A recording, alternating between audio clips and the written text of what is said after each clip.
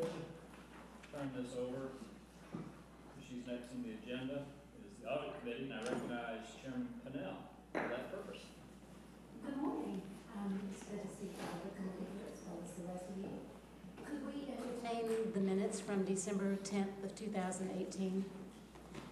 A motion to accept those or correct them? A second? Barry, can we get a second over? Great, thank you. And Sandra, the microphone didn't work.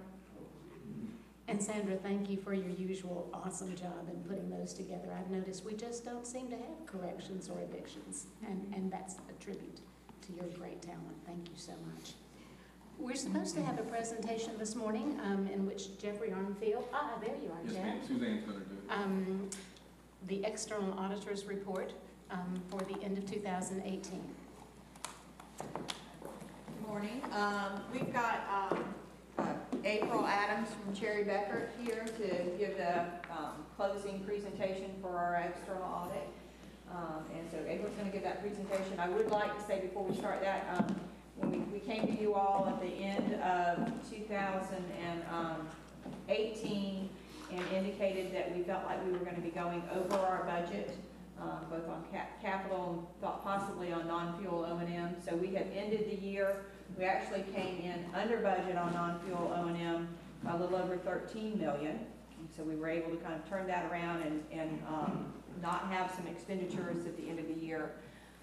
And then we were over budget around where we thought we were going to be on the capital, around 60. So we ended up net about $49 million over budget. And we had asked to be able to go up to 80. So that's where we ended here. So April's going to give you her audit wrap-up presentation. All right, good morning. Can you guys hear me? Yes? Okay. Sorry. First thing. All right, so I'm happy to be here to present isn't a positive report for the 2018 financial statement audit. All right, so what I'd like to cover with you today is the role of the external auditor, just a high-level overview of that, and then I'd like to go over the audit results themselves as well as some required communication to the board. And then I'll go over some highlights, what I think are the key audit areas and changes that occurred in the financial statements over the year. And then just a quick highlight of some future GASB standards that have been issued that will be coming applicable in the future years that have significant applicability to the authority. Then I'll do a quick summary, and then I'll be glad to take any questions or comments. All right, so the role of the external auditor, we perform your audit in accordance with two sets of auditing standards. The first set is the generally accepted auditing standards of the United States. Any audit that gets performed in the United States gets done under those standards. And then we used a second set of standards because of the money that you receive from FEMA related to disaster recovery from hurricanes. And particularly in this year, it's related to the money you received for Hurricane Irma. So that requires that second set of auditing standards as well as the fact that you're a government entity. So the audit standards require us to plan and perform to obtain reasonable assurance that your financial statements are free from material misstatement. And so what I'm saying to you is that we perform a risk-based audit, and we focus our procedures on where we think those misstatements might occur. So I'm telling you that we don't come in and test every single transaction that happens through the year. We're focused on where we think that those misstatements could be. Once we performed all of our procedures, we are required to express opinions, and in the case of the authority, we issued a financial statement opinion in accordance with those generally accepted auditing standards, and then we issued a compliance report, which included a yellow book opinion as well as an opinion on the federal major program, which again is that disaster recovery funds that you receive from FEMA. And then also the audit standards switch the slide. Sorry about that. The audit standards require us to communicate certain things to you, and we do that in two ways that might have occurred through the audit. We do that in two ways. One is to issue a 2-page letter, and then also we give this presentation to kind of highlight from that letter items that are important. And that letter will cover certain things like significant changes that might have occurred to your accounting policies, implementation of these GASB standards that I'm going to cover. It identifies what your significant estimates are on your financial statements, as the actual results of those estimates over the future might be a little bit different. And then it identifies if there was any journal entries as a result of the audit. All right, so now I'm going to go over the audit results themselves. So for the financial statements themselves, we issued an opinion. We issued an unmodified opinion. That's also known as the clean opinion. That is the best results that you can get. That is the highest level of assurance that we can give you that your financial statements are free from material misstatement. I did want to bring to your attention that we included 2 emphasis of a matter paragraphs. The first one is related to the implementation of GASB 75. That is the standard for your other post-employment benefits. I will be detailing that further in the presentation, what changes occurred as a result of that. But the emphasis of a matter is just pointing the users of the financial statements to the paragraphs in the notes where that implementation is covered. And then the second one is just related to the ongoing litigation or legislation and legal matters. It's just pointing the users to the financial statements to those paragraphs where those are discussed, because I think they're important to the users of the financial statements in conjunction with reading those. The results of the compliance audit, again, this is the money that you received from FEMA for the disaster recovery for Hurricane Irma. We issued 2 opinions in that report. Both were unmodified. There's no findings reported as a result of that testing. And again, that's the otherwise known as the clean opinion, the highest level of assurance you can get that those are reported correctly and and administered in compliance with FEMA's requirements. And then finally, when I presented to you back in December, I discussed the procedures that we do related to internal controls as a part of the audit. And I'm happy to report that we performed all the walkthroughs of the significant transaction cycles and tested revenue controls over revenue, the treasury cycle, and that there were no material misstatements or significant deficiencies found as a result of that. Again, the best results that you can get. And the last required communication to you is surrounding journal entries. And so as the audit is taking place, if any journal entries are recognized or found as a result of our procedures, we're required to report those to you. There's 2 levels. There's the material journal entries, which are what we call adjusting journal entries, and then there's something less than material but still more than trivial, which we call past adjusting journal entries that we would be required to report to you. And I'm happy to report to you that there were none of either of these categories as a result of the audit. And what that means to you, or should mean to you, is that all of the processes and controls in place at the authority are properly capturing transactions and activity throughout the year to be reported in your financial statements. All right, so now I'm going to move into the key highlights from the audit. The first would be the implementation of GASB 75. And so, as I mentioned, this was a pretty big deal in the current year. This statement is related to your other post-employment benefits that also should mean to you the benefits that are offered to your retirees, and you run those through PEBA. And so that's the dental and the health insurance and life insurance for your retirees. And so what the standard required was this to be applied retroactively, which means that you had to put a prior period adjustment, excuse me, on the books for prior year. And so what happened is you also, the board approved back in October of 2017 the use of regulatory accounting related to the implementation of GASB 75. So when the prior period adjustment was booked for the net OPEB liability, at the same time a regulatory asset was booked to offset that liability for $153 million. And so then as the current year, 2018, progressed, there was current year activity, and that was reflected in your financial statements as well, resulting in the difference of the 2 numbers. This slide is showing you your the levels of cash and investments for the authority, current year to prior year. So in 2018, the ending balance was about $1.2 million, and in 2017, the amount was $1.8 billion. And the difference here, the reduction here is related to the use of the Toshiba settlement funds. So in the prior year, thank you. First thing in the morning, I'm all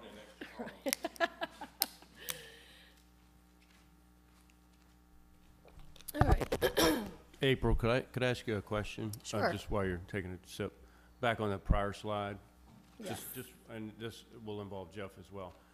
So because we are taking the OPEB as a regulatory asset, we're not taking against retained earnings, but we're amortizing it into the future into rates. Is that correct? That's correct. So And how many years forward are we amortizing that obligation? 30. Okay. So, and that's purely a function of the GASB 75 change that required governmental agencies to bring that obligation on their books. the full, yeah, the standard required you to bring the full liability. In the past, you've only been recording the difference between they call it the pay-go, so it's another piece of amortization, another way to amortize it. You were only recording the difference between the pay-go and what you actually paid in claims. And now you're recording the full liability. Okay. And the 21 million expense is not the regulatory portion, but the new calendar year portion of that obligation that also has to go into rates. Right. Okay. Correct. All right. Thank you. So April, when did the numbers add up? 153 and 21 are not 173. Right. It is, well, okay. There's also a trust related to this, and so the trust actually reduces the liability, nets it out, and then there's the regulatory asset, and the regulatory asset is not being, how do I say this?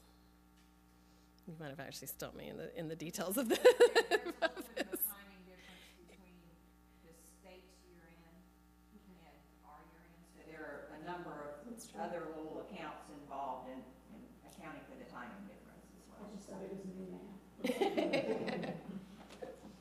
It's complicated, let's put it that way. Okay, so any more questions on that? All right, so cash and investment. So as I was saying, the reduction is related to the Toshiba settlement funds. And in the current year, or the prior year balance was $898 million, if you can remember. And then the current year ending balance for those Toshiba funds is $220 million. And so in the current year, those funds were used for the some defeasance of debt, as well as cash for capital improvements to avoid taking out debt. And as you can remember, that was the approved use of those funds when you received them. So this slide is showing you your fuel inventory categories, a trend over the last 3 years. The first set of numbers is related to the fossil fuel, your coal, and as you can see that it's steadily declining, but that is a planned use of those to spend down and use your coal inventory. And then you'll see the second set of numbers is your nuclear, and you'll see that the 2017 and 2018 numbers are relatively close as expected, but then there was a decrease from 2016, and that's related to the coal that you had purchased for the nuclear project has been moved out of nuclear fuel. Part of it was written down, and part of it was put into assets held for sale. This slide is showing you your long-term debt, and so when you think of long-term debt on this slide, think mostly the majority of it is revenue bonds.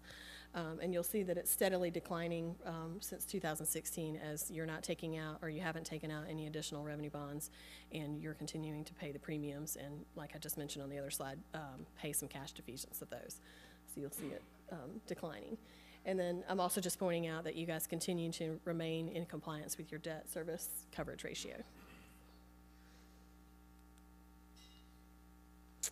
So this slide is showing you your other obligations. So it's the majority of the other liabilities that exist on your balance sheet. The big star of the show here, and I've put a big yellow star on there for you, is the net OPEB liabilities, and that's now showing up as a liability in your financial statements. All the rest are expected to change as they have. All right, so this slide is just showing you your operating revenues and expenses. There's no big story here other than they've just remained similar over the last 3 years. I just felt like if I didn't include them, I would be remiss.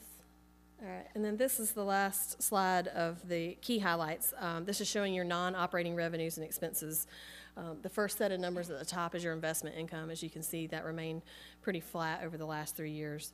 The middle piece is your interest expense, and you'll see that that is steadily increasing, and that's related to the fact that you used to capitalize interest.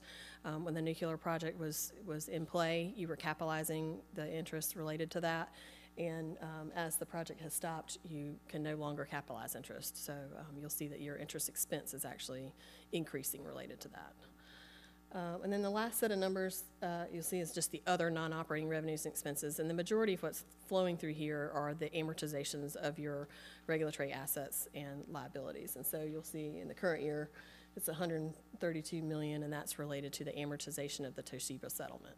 So while you spent the Toshiba money, you're only amortizing a piece of that into your net income. All right, so here's the future GASB standards. So there are a lot of GASB statements that have been issued. These, again, I just selected these two because I think they have the most applicability. Impact to your financial statements themselves, I don't think will be that significant, but GASB Statement 83 is related to the asset retirement obligations. You obviously already have a liability for that for the nuclear plant and the ash ponds, so there might be some tweaking of that, but you've already got the big number on the books already. And then the second standard is the standard GASB 87 related to leases. That, again, is just capitalizing leases. So I think management's just in the process right now of just capturing all the leases that you've got and doing some evaluations of how that will affect the statements in 2020.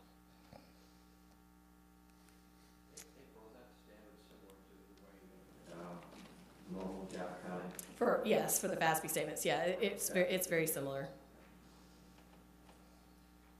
But yeah, it's just bringing operating leases into capital leases, yeah. Mm-hmm. All right, so in summary, you received clean opinions.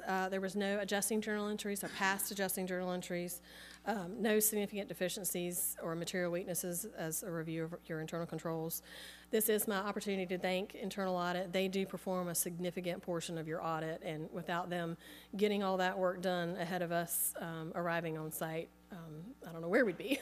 So thank you very much, Unique, and your team for all your work.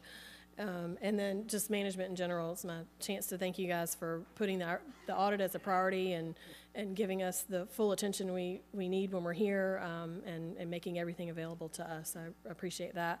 And then just a thank you to the board. We've enjoyed serving as your auditors over the last couple of years, and the opportunity to be a part of it. So thank you. And now I'll be glad to take any questions. Any questions for me? So April, you mentioned that there are no, basically it was a clean opinion, so no discrepancies. And I guess it's fair to say that you would also conclude that there's no going concern issues as well? Correct. Okay. And the reason I ask it is we've heard through the legislature some concerns about the financial viability of Santee Cooper as a standalone entity and a going. I just want to make sure that from your perspective as our auditor, outside auditor, that you don't have any going concern issues related to our financial viability.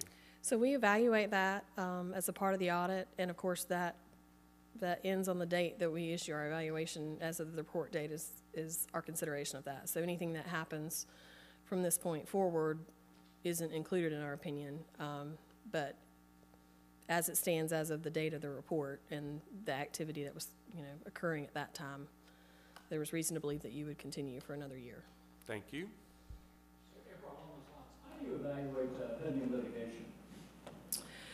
So we obtain a letter from we ask questions internally first, and then we send letters out to the external counsel and just evaluate the outcome and the likelihood of that outcome. And generally speaking, most of the outcome is not even predictable at this point. So the unpredictability leads you to believe that the viability of Santee Cooper is unquestioned. That's right. Thank you. Are there other questions for April?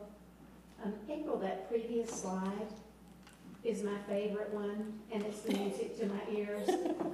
Because when we hear clean opinions, no material weaknesses, no significant difficulties, no non-compliance that was material, I'd say to the team at Santee what an awesome job. I do have one question, if we could entertain that. And if you're not comfortable answering this, please don't venture into where you're not comfortable. As you know, we're in the process of seeking a new external auditor because the term with Sherry Beckert has expired. Are you comfortable offering an opinion as to the optimal number of years that a contract with an external auditor ought to be? I guess what I would say for that is it takes a lot of time as an auditor to build the file, to gain the understanding, to get the processes and policies documented, and the consideration just to even begin the audit. As I mentioned, we do the risk-based audit, so that means you got to have a good understanding of where things could go wrong or be materially misstated to even start. And so the time it takes to build that file, the more years you can get in the contract, the better it's going to be, the deeper understanding that you're going to have to perform the audit. So I would say the number of years that I see the most often is probably a 3-year contract. But, you know, I mean, you guys are a complex organization, so our contract was about 6 years. So yeah, by the time you get to the 3rd year, you've got a good understanding, and it's been helpful. But you see all different kinds of years. You see 1 year, you see 2 years, you see 3 years, 5, 6.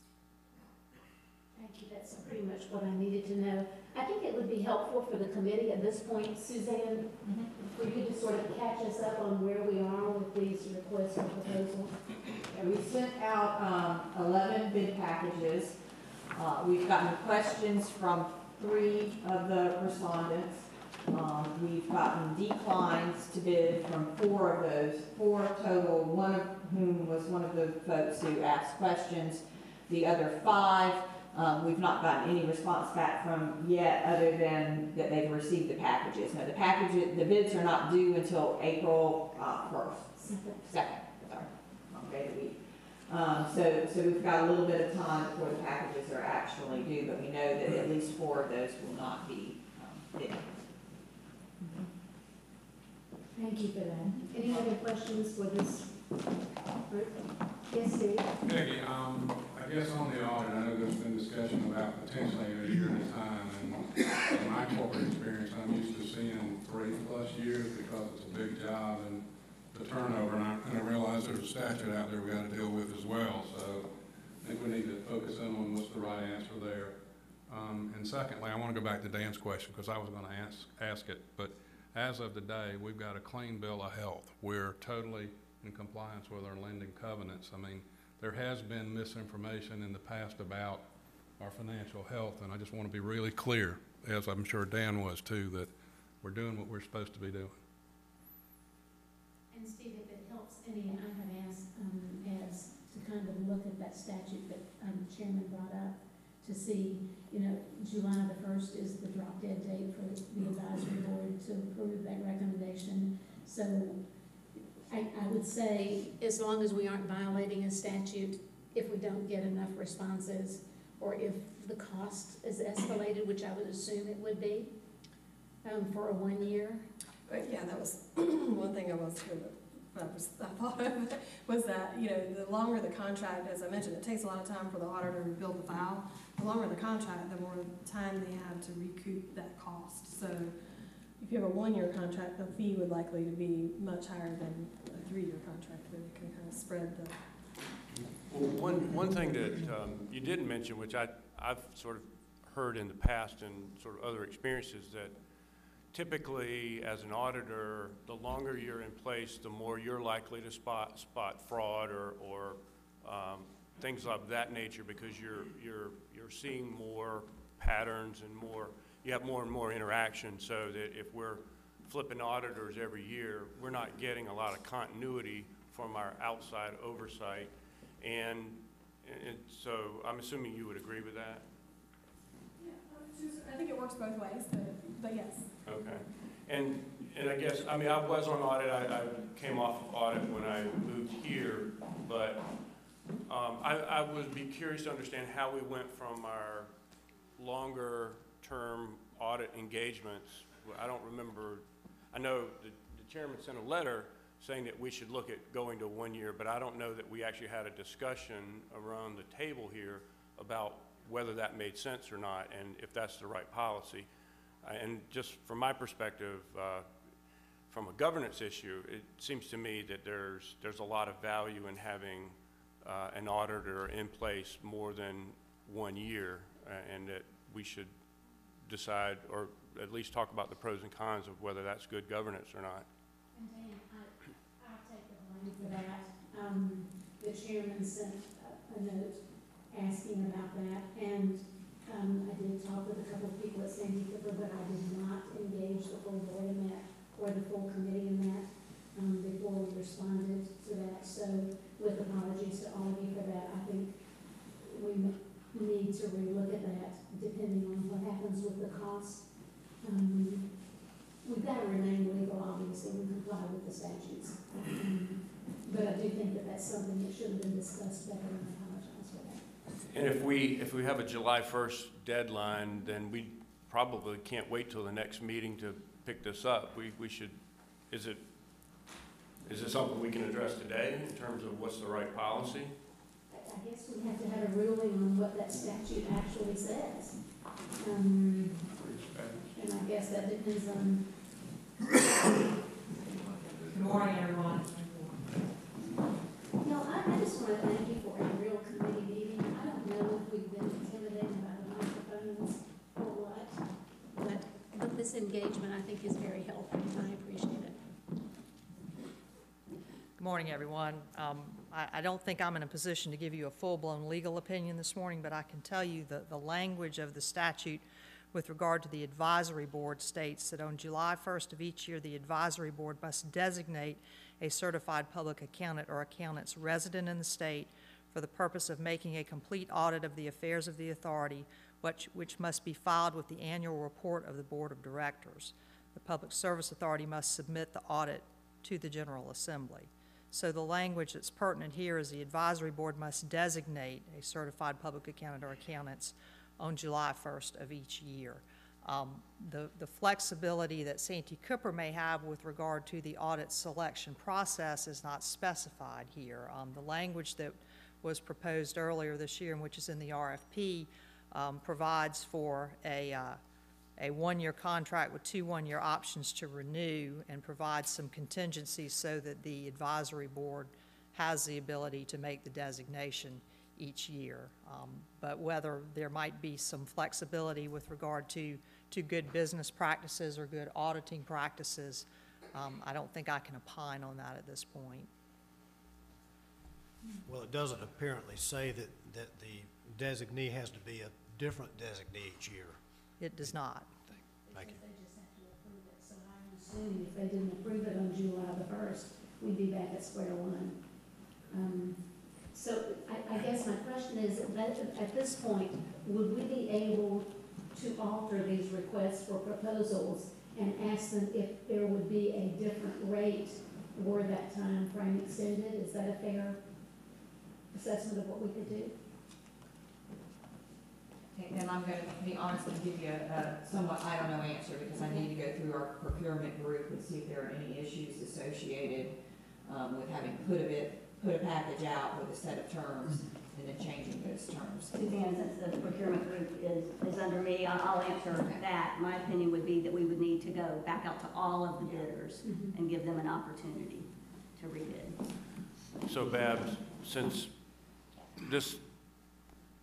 the question is, how have we been in compliance for the last 10 or 20 years with this statute having 3 and 5 and 7 year audit contracts? I mean, presumably General Counsel's office or someone has determined in the past that we were compliant. So. Right, Director Ray, I think the best answer I can give you, because I wasn't involved in the last process, but I think I know how that worked. I believe that what we did, and Suzanne, keep me honest, I believe that we did an RFP for a 5-year period with a 2-year renewal. 2 1-year renewals, and we presented that to the advisory board, and the advisory board accepted that, I believe, without comment. And we went through that process, and then we would provide the audit update to the advisory board each year, and that's how it was handled for the last cycle of retaining an auditor. And I would add, there's also some language in the contract to where, and I don't have the exact terminology, but basically that the auditor can be let go at will without cause. And so there is some language there. You need to have to pay them for whatever cost they had incurred at the time. So there is that language as well. So contingency language like that, or like was proposed in the RFP, might be a way to work a solution. Bill, you've got a lot of experience in this. I'm I curious to think get your view. First of all, I think that it would be a very big mistake to have an auditor for 1 year and change auditors every year. We'd get a much more expensive auditor because of the investment they have to make to come up to speed and learn about Santee Cooper. And I think the risk is that we have a poorer quality audit. And I think I'm comfortable that we would meet the statute if we appoint the auditor subject to the advisory boards telling us, no, we don't want you to reappoint that auditor for some reason for the next year. But we ought to enter an engagement that's more than 1 year and commit to a longer period of time as long as we have the right to terminate that engagement with a reasonable notice. So then, are we comfortable with saying we're going to change this proposal and send it to all the bidders? That's what the board instructs, we will execute. I would certainly think you'd want to get the option of a longer-term contract. So I would too. We could formulate a motion for the committee to vote on, maybe? I'm fine with that, and we'd have to see a motion first. Well, one of the concerns that brought this up in the first place was the fact that there is very little engagement with the advisory board. So if we can separate the issues from good governance, best practices on auditor contract, and then how do we do a better job of engaging and talking to the advisory committee in terms of, for example, this audit presentation would be the perfect thing that presumably the management team and our auditor would be willing to go sit down with the advisory committee and make the presentation so they get the opportunity to hear this and also ask their questions. So, I mean, I'd like to see us be more engaged with the advisory committee, but that shouldn't drive how we structure our best practices on audit selection and duration of contracts. I agree with that, and I would say that would be a substance over form result. I think that having more interaction, but from what I'm hearing around the table and other boards and foundations I've been involved in, have a minimum of a 3-year term for all the reasons that we've discussed. And so that definitely, barring something that keeps us from doing it that way, I think is the better way to go. Madam Chair, Lady, if I might, just to confirm Bab's understanding of what took place when April's firm was retained is exactly right. We presented it to the advisory board just that way, that it was for a multi-year contract. I recall at least on one occasion, one of the board members of the advisory board asked for more information, and we provided that. My recollection is that the one who requested that was then Attorney General McMaster, if I'm not mistaken. Jeff or Suzanne may remember better than I do, but my other suspicion is that the statute that we're looking at was probably written either when the service authority was created or sometime long ago when practices were much different from what they are today. I think from a business perspective, it would be a better way to select an auditor for the reasons that you all have stated. And we can certainly engage more with the advisory board about that. And I think the letter that went to them this year regarding the RFP process probably contained a little more information than it usually would, if I'm not mistaken, and an offer to discuss with them the RFP at any stage in the proceeding.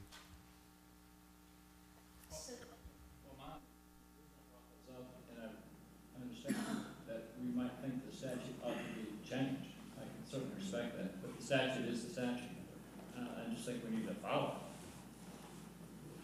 And with all due respect, I assume that's a matter of interpretation, and not being an attorney, I'm certainly not comfortable doing that. Well, it's going to be more clear. It says that the advisory board designates the outside auditor, doesn't it?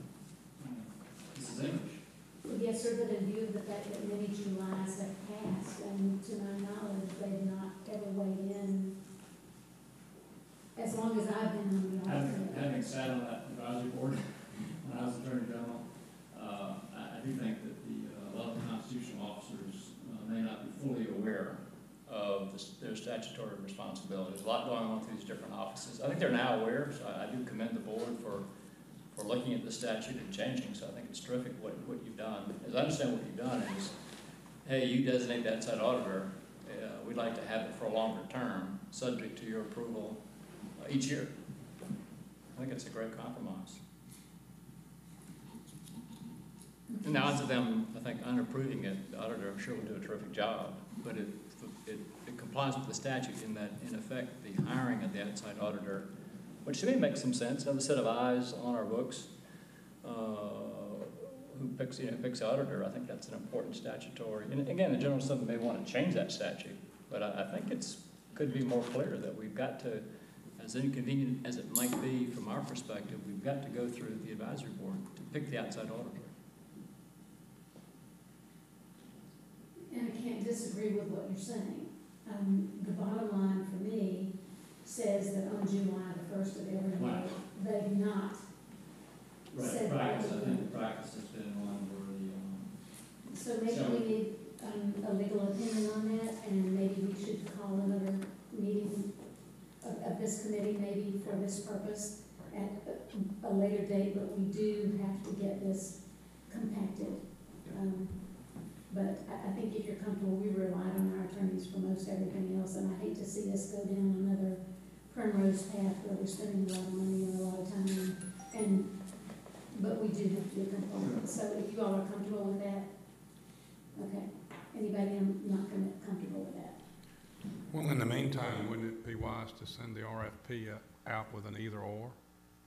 Either a one-year engagement or a three-year engagement that could be canceled by the advisory committee if they... I think that moves it along. Form of a motion if you'd like. Understood it, that's the current engagement, was more or less along those lines. Yeah. The current engagement that we sent out of the RFP provides that it could be extended. Right. Yeah, the current proposal, what we sent out currently is a one-year contract with our option for 2 additional one-year extensions that April may could speak to it better. I think the auditor will view that as a one-year agreement because there's even less certainty with the 2-year extension as opposed to, say, a 3-year contract. Even if you put language in there that it has to be reaffirmed by the advisory board, I think that my guess would be, and April may can talk to it, they would look at that as spreading their cost over the 3-year period. They'd have to get turned down, and you wouldn't be going out for another RFP process necessarily. You'd just be going out for affirmation at that point. May I suggest this? So we'll take the RFP that we've got. We'll ask the respondents, including the 4 that have declined, we will send it back out and say, please price us a 1-year engagement and a 3-year engagement. In the interim, as we're going through that process and getting that pricing, if the board, if the audit committee wishes, you can go through this process and determine whether we have the optionality of having the advisory board approve a multi-year engagement rather than an annual engagement. I think absent the advisory board being willing to commit to a multi-year engagement, ultimately the auditor is going to price it as a 1-year engagement. And when I look at the timeline that we had, they had 15 days from the date we sent the package to the advisory board from their comment. Would that seriously impact us if we amended these proposals, sent it to the advisory board, got their approval on it, and then I proceed? think we had a little bit of time built into that schedule, if that's what you're asking me. Mm-hmm. We were trying to work around because we don't have a board meeting every month. Right. And so unfortunately, the board meeting that the board would be approving is the June board meeting. But we had ample time between the time that we got the proposals, get the proposals, and the June board meeting. And so I think if we go back out now and ask for them to either way, either they bid on a 3-year, or if we give them the option of picking, or ask them to give us proposals for both, I think there's sufficient time in there to get the information back. Our thought was to give the advisory board kind of an update on where we were in the process, so they would be aware of what was going on well before we took them the proposal, because you're not going to get bids from but a handful of them anyway, and as long as they know who's bidding and whatnot, we feel like that's much more information than the process that we've done in the past. So I think there's time, and I think they could quickly turn it around and adjust the bids to cover both. So is anybody uncomfortable with us revising this RFP proposal, sending it to the advisory board, giving them the standard 2 weeks to approve it or recommend, and then move forward? Are we okay with that? Yeah, just one clarification on Jeff, on the 3-year option, it would have language in that procurement that says that it could be terminated prior to 3 years so annually it's going to be reviewed by the audit committee, or I'm sorry, by the advisory committee. Whatever language you need to be compliant with the statute is in the procurement that talks about the 3-year cycle. So the language we have in there now gives that option out. Okay. And I'm not an external auditor, but I think if you tell me it has to be affirmed every year, I'm going to price it as an annual engagement. That's my only point. I don't know if we can get around Not to that. belabor this, but Babs, the statute says that they're going to approve this each year, and I'm butchering the language a little bit. Would that necessarily prohibit the advisory board from approving the same outfit for 3 years? In other words, we're going to approve Cherry Beckert for 20, 21, 22? Well, They've approved it for each year, but does it necessarily indicate that they have to do it for 1 year, or could they go out beyond a 1-year term? The statute says on July 1st of each year, they must designate a certified public accountant or accountant. So whether they can do that for a 3-year period, I don't know, but it seems to imply that at least there must be some act of designation each year. Thank you. Again, I think there's an opportunity for some contingencies here that may address the issue, or better address the issue, that we can look at. Thank you. And then in terms of how do we not slow this process up? Is it a telephonic audit committee meeting? I mean, presumably with the 2 options, we're comfortable either way, and so we should make sure that you have the authority to have an audit committee meeting or something that allow the progress for you to maintain progress on this issue, so we don't miss that July 1st deadline. I think that's a reasonable proposal, but I just want to remind everybody, it's expensive for the audit firm, but it's equally as expensive and staff intensive for Santee Cooper. In a time where we're trying to, reduce our costs, this is changing auditors is just very staff intensive because they've got to train new auditors, and it is an expensive proposition. So I think we need to stay the course and find a way that we can, a compromise where we can meet the statute, but yet not incur higher costs for Santee Cooper than we already have. We've got a lot of focus on bringing our costs down, and I think this would be the wrong decision. And I wholeheartedly agree with that. Is there anybody on the committee who's not comfortable with that? I'm comfortable with it, and I think also I believe that a number of people that are part of that committee, that advisory committee, don't want us to raise our expenses and costs, don't want us to have a ineffective audit, external audit. So I think a compromise is reachable, and I would hope that their motives are the same as ours. Keep costs down and make sure you have an effective external audit. Okay, and maybe we've talked about this enough. Thank you so much for your input. I think it was important. Okay, thank you. We do have one more item for the audit committee this morning. Babs, you have a code of ethics and conflict of interest report, please. Thank you, Madam Chair, members of the committee. Each year I come before you and give you a report on the Santee Cooper conflicts of interest reporting. Each year we ask all of our employees who may have a potential conflict of interest to report it so that we can evaluate it and report back to the board and ask for a waiver of any potential conflicts of interest. That also includes you as board members, includes the executive leadership team and any employees who may have a conflict. I'm happy to tell you that no violations were reported last year. There were no conflicts reported by the executive leadership team. There were no conflicts reported by the board. There were a few conflicts reported by various employees, and as I described to Chairman Condon earlier this week, these are typically employees who have a spouse who works for a company who may work for Santee Cooper or seek to do work for Santee Cooper, or an employee who serves on a board that may be engaged in work with Santee Cooper. And so you've got that listed in your packet. And I would ask if there are any questions about the report, I'd be happy to answer them. And if not, I would ask for approval of the conflicts of interest report waiver. Any discussion about that? A motion to approve. Second. Thank you. It's approved. Anything else for the audit committee? And again, I apologize for the somewhat lengthy committee meeting, but I just think this needed to be handled. And Mr. Chairman, we are adjourned. Thank you.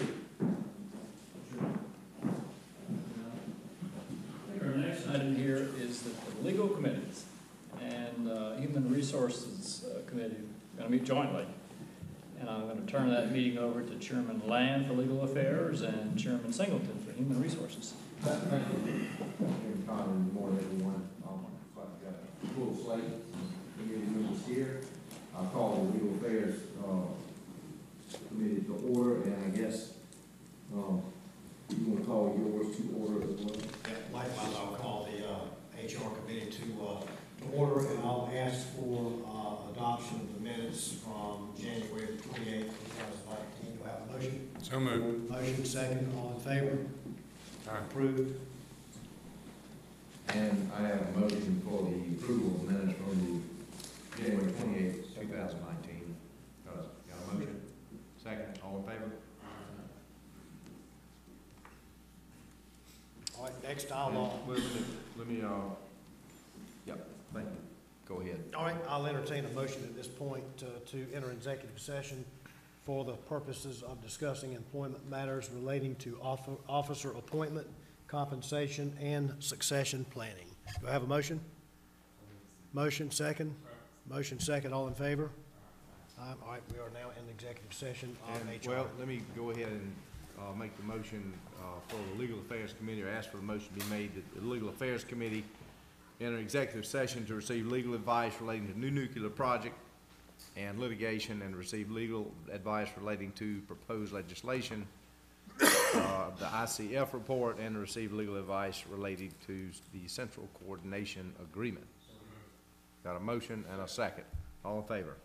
Okay, now. And I'm going to ask for my executive session that Jim Brogdon, Mike Baxley, and Ken Lott remain.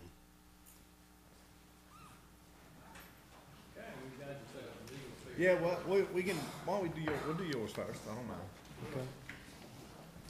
It doesn't matter to me. Let's do that now. Unless,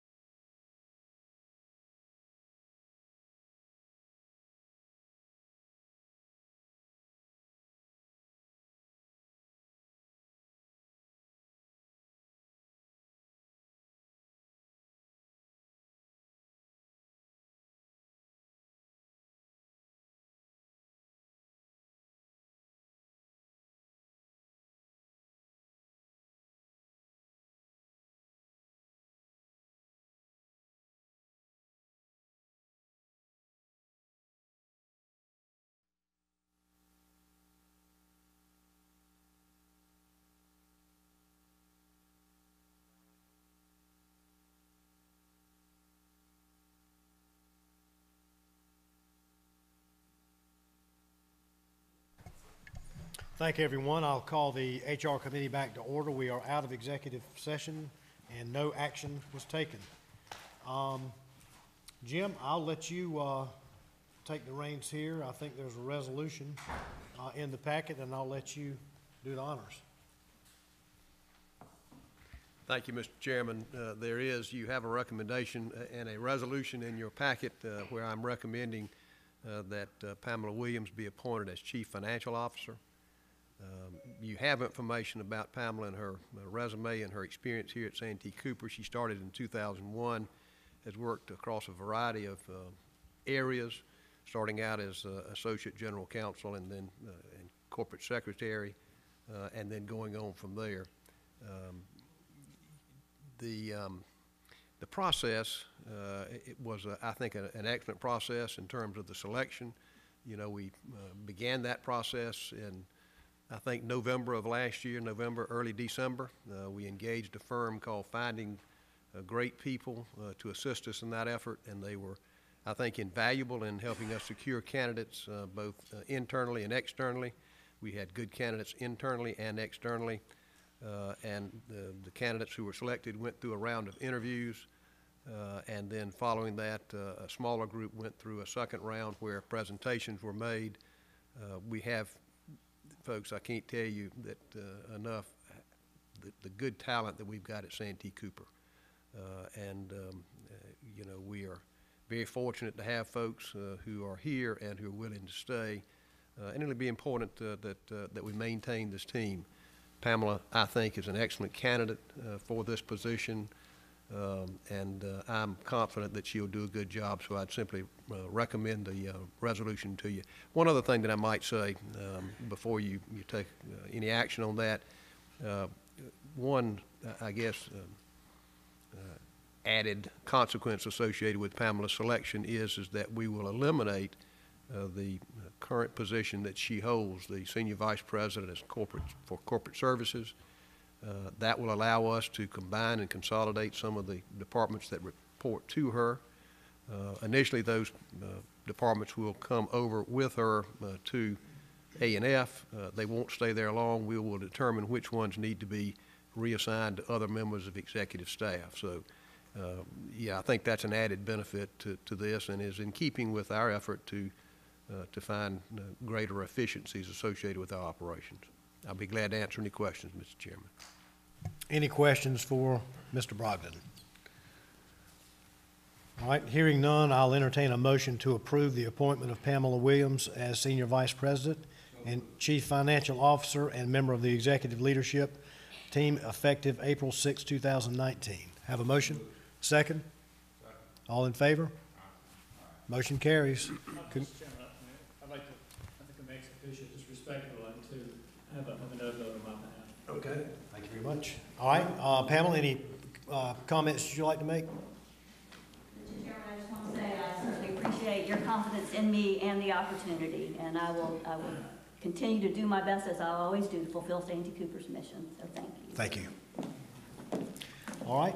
Next on the agenda, we have a couple of presentations I think that our Vice President of Human Resources, Ken Lott's going to make. First, diversity and inclusion. Thank you, Mr. Chairman.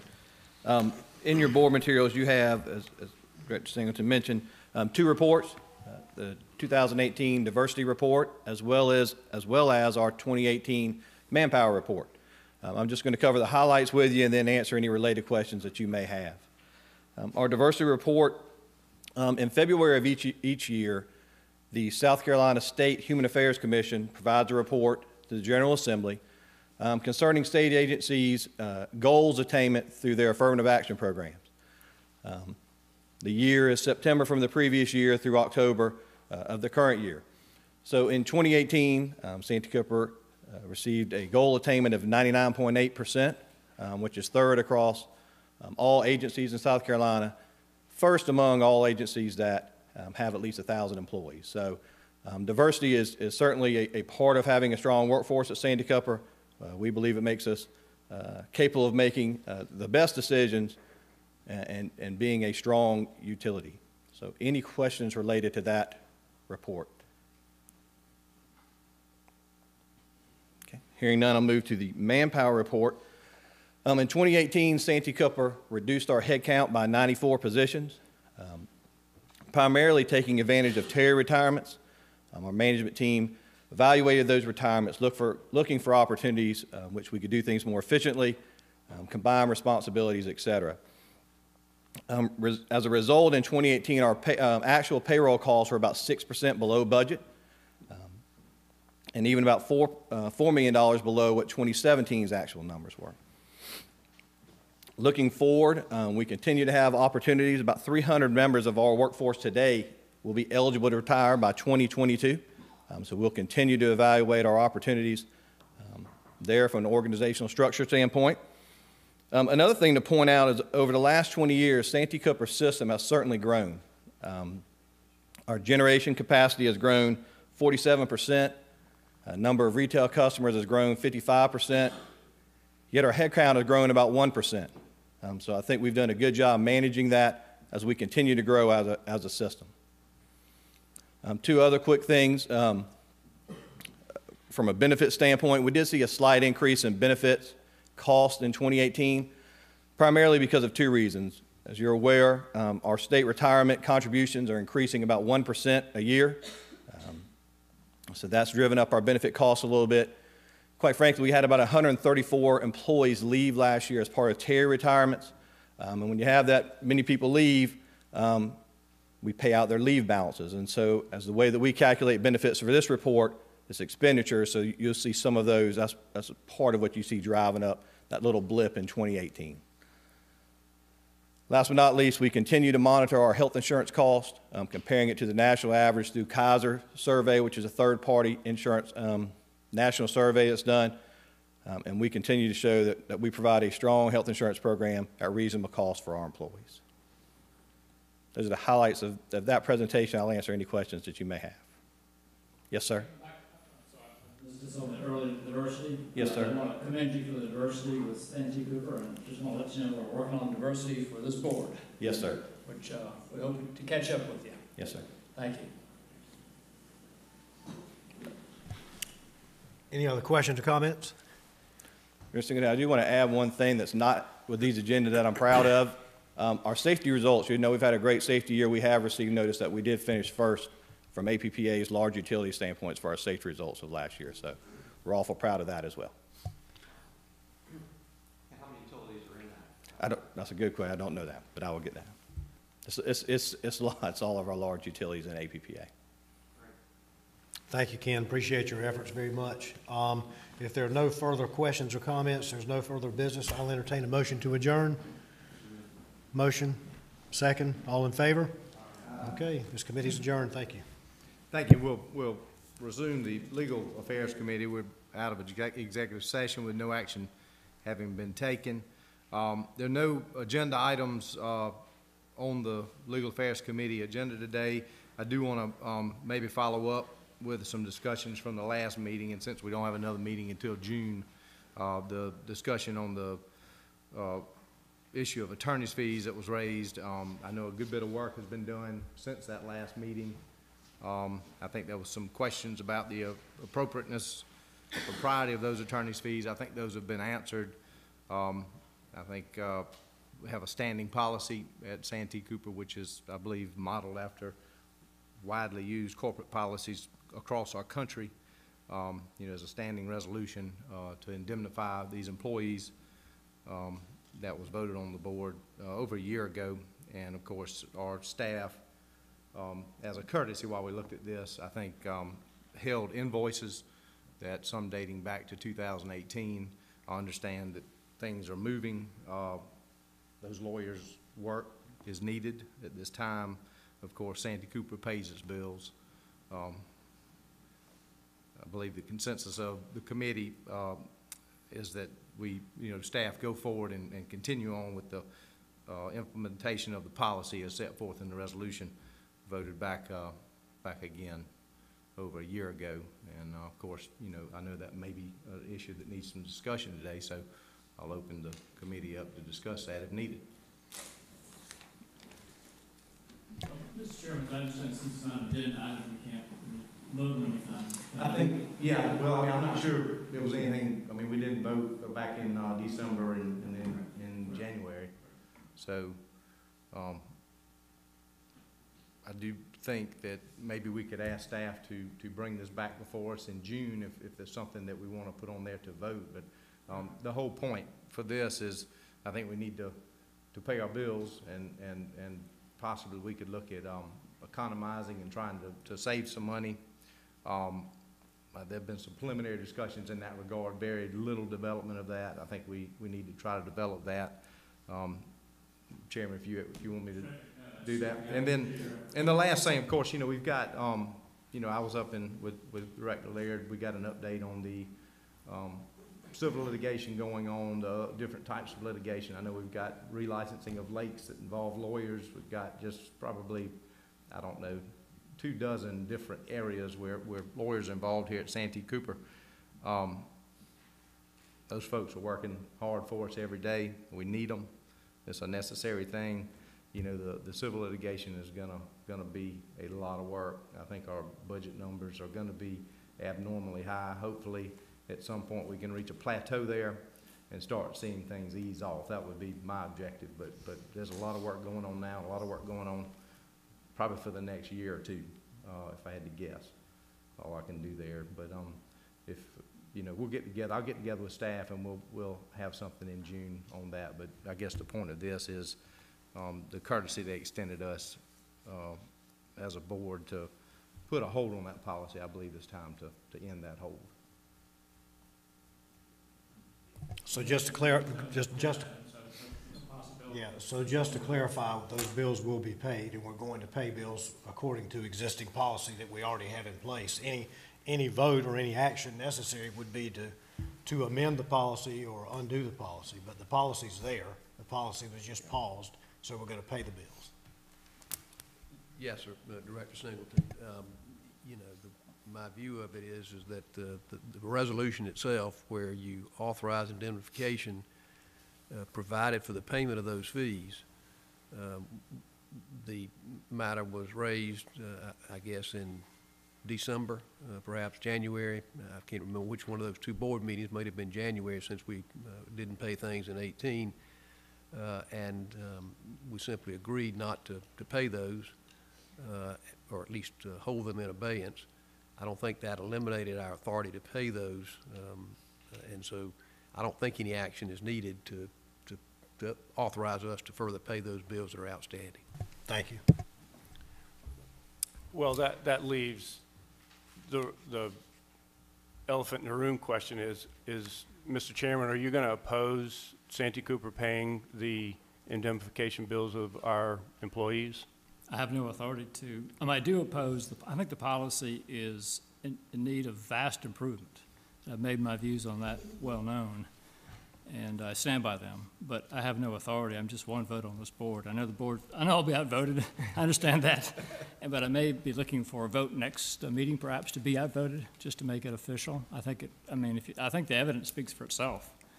That the amount of money spent for criminal defense lawyers relative to the mission of Santee Cooper, I question it. So that's where I am. Well, I do know that for the last 6 or 8 weeks, you've been sitting on a letter that needs to go to the Attorney General to satisfy a question they had, and I'd like to understand where you are on that letter. Are you intending to send it? I'm not about to send it. The letter on the face of it says that no one at Santee Cooper was the subject of a criminal investigation. That's not true. My information is, in fact, we were subject to a criminal investigation.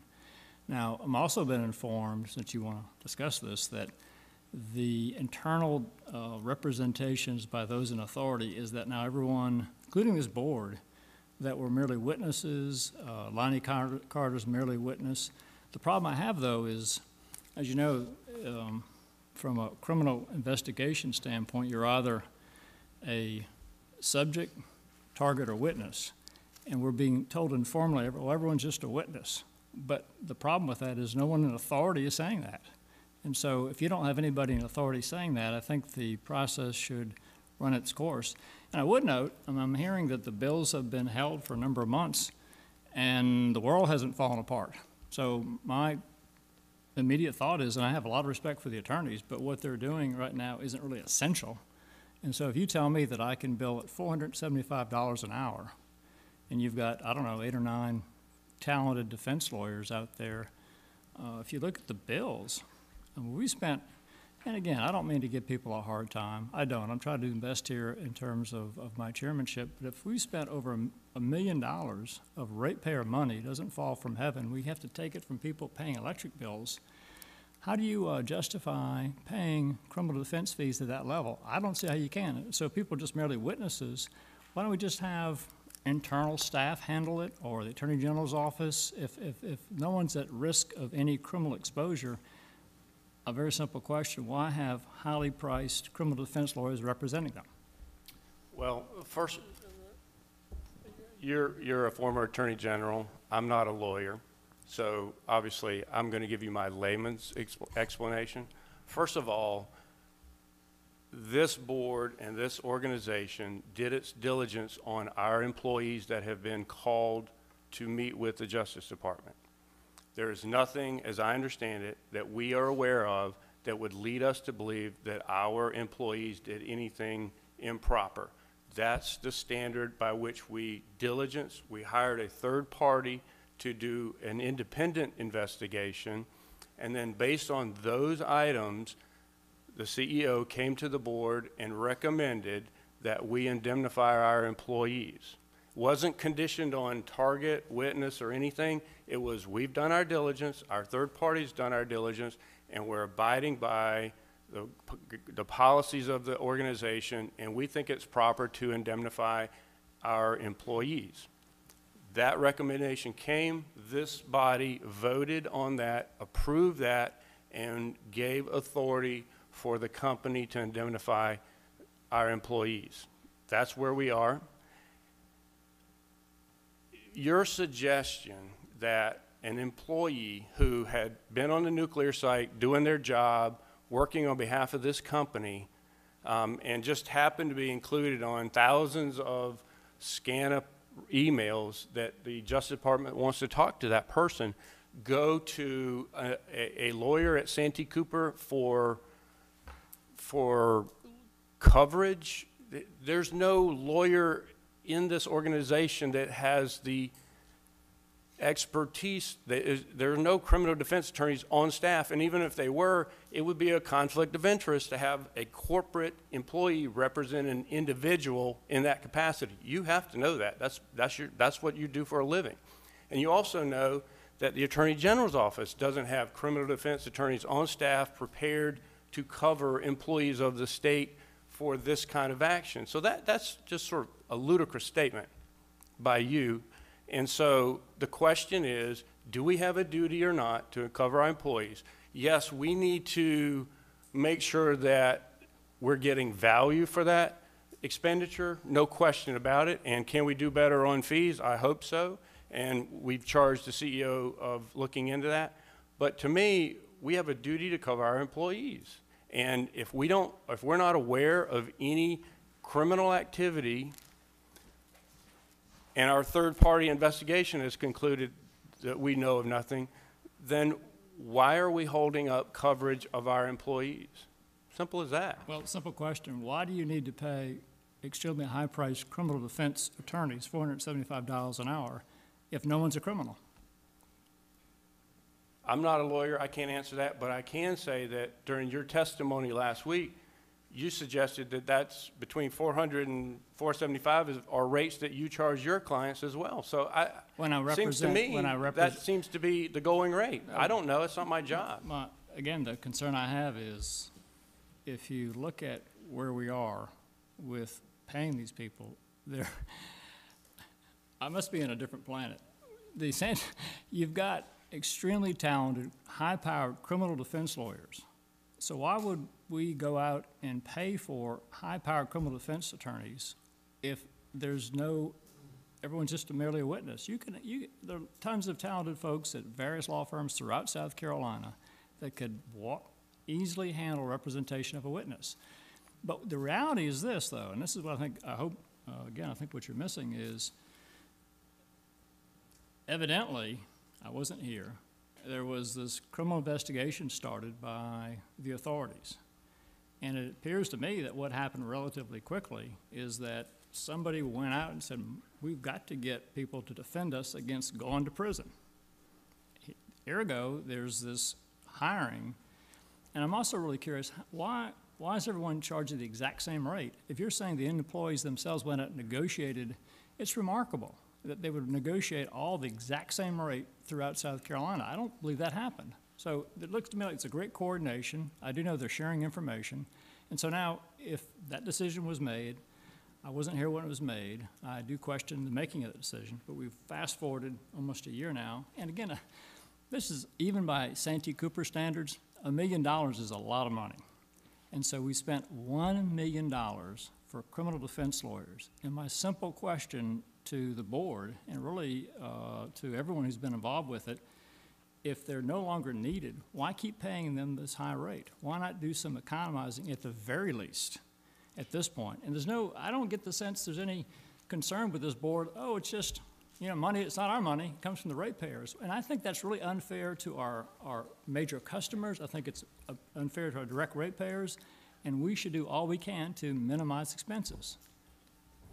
Chairman Condon, I agree with a lot of what you're saying, but the last statement I would take issue with, we shouldn't do all we can, we should do all we should.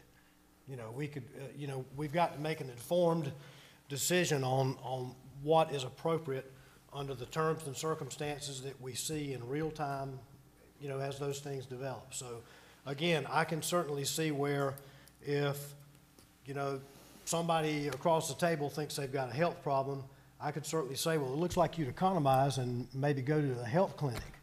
But if it's me, I'm going to head to MD Anderson. And I think it's not, I don't have any experience in criminal law, thankfully. But I don't think it's unusual from what I hear for people to be moved from one status to the next and back and forth. And so I think that if I were in that position, I would want to avail myself of the best and brightest. And I think that there's no collusion or no coordinated effort. I just think that the top flight criminal attorneys, like the top flight contractual attorneys, and you pick your field, most of the guys at the very top of their field are in a pretty similar rate structure. That's just kind of the way it works based on my experience in dealing with lawyers outside of that realm.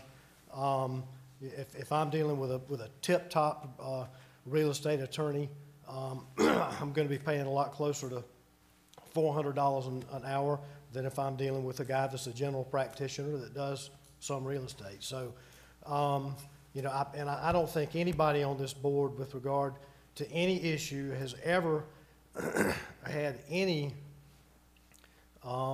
feeling of it's not our money, it's ratepayers' money, so we're not really concerned about it. I think that's an unfair statement, and we don't feel that way. I don't think anybody, I've served on this with the people sitting around this table, most of them for 7 years. I think that to the person, they are fine people that are trying to do their best and make the best decisions for the company and the ratepayers. Reasonable people can differ. I'm not offended because you have a difference of opinion. I think that's certainly your right.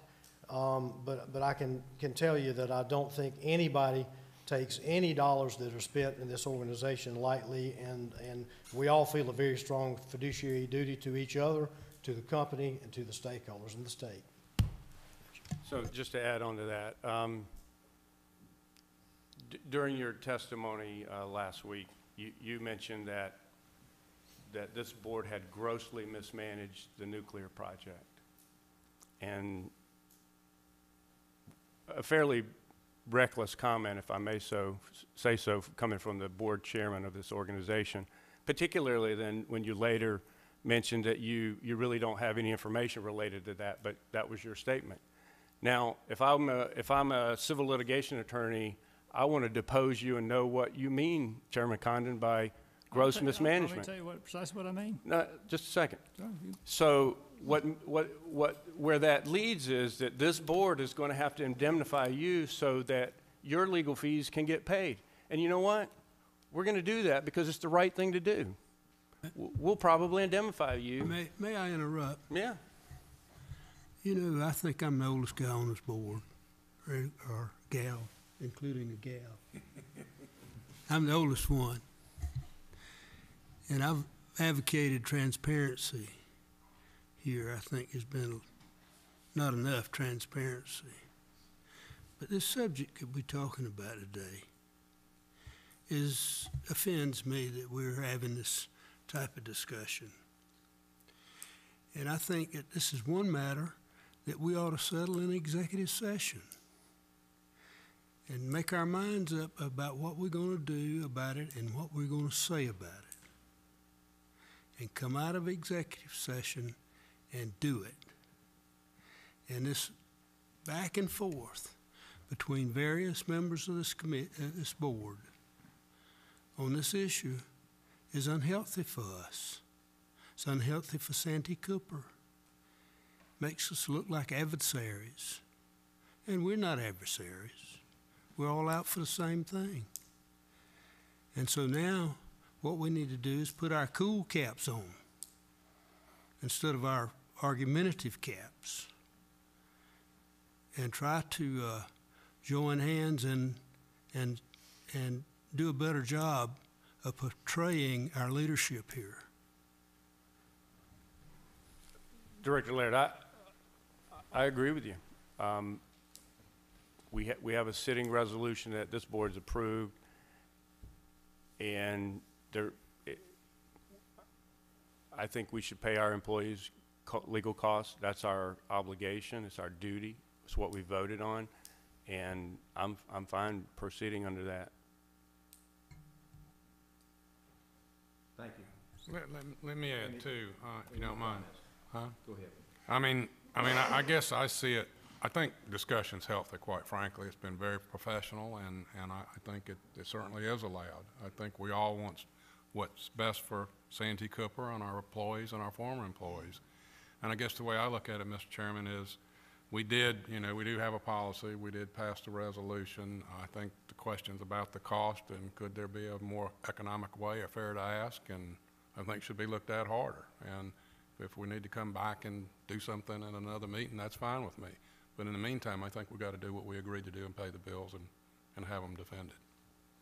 Thank you. Any other comments?